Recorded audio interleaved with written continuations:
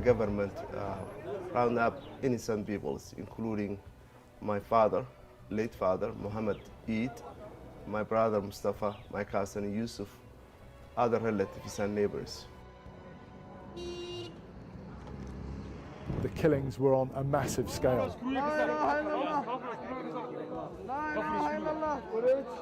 We want to prove what happened here. I believe more than 250,000 people, innocent civilians, has been killed by their own government. I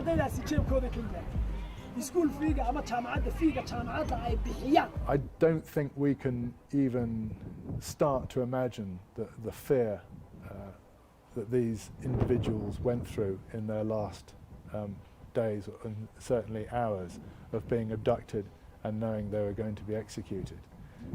It is quite horrific. It is very important for you to understand that we're going to give you the tools, the means for you to be able to recover, in a way, these identities from people, to dignify the dead and to give answers to the families. And how are we going to do that? We're going to do that through forensic sciences. Many sciences that work pretty much together to try to find the facts behind a crime.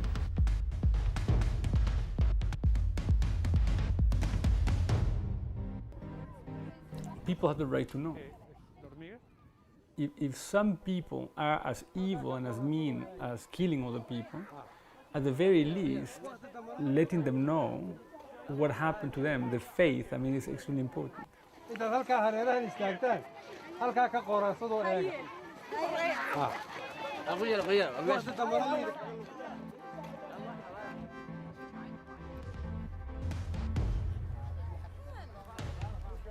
The idea of this project was to actually assist the government here, and they have a war crimes commission, to face the past by separating the living and the dead.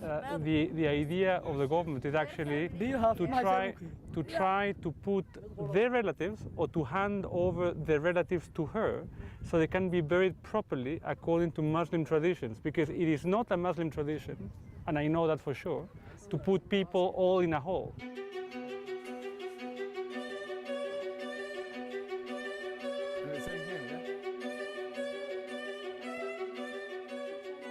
Most of the rounds that we're finding are 7.62, but we found one or two shell cases which are from a 45. They're probably a handgun or possibly a submachine gun, most probably a handgun. And bearing in mind this site is over 30 years old now, and the amount of munitions we're finding just lying on the surface, it gives you a bit of an idea, sheer amount of rounds that were fired in this area. The spectrum of military forensics can really cover anything from small arms ammunition, left lying around, fragments, shell cases, even splat marks on walls, right through the spectrum of munitions, right up to heavy artillery.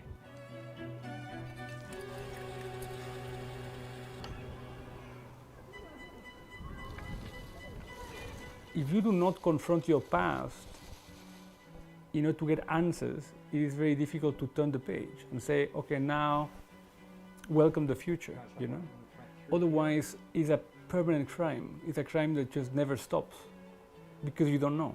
You don't have a body, you don't know if the person is alive or dead. The coronal suture divide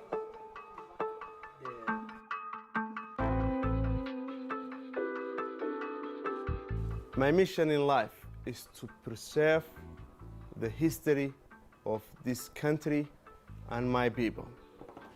250,000 people who's being massacred by their government is not a joke.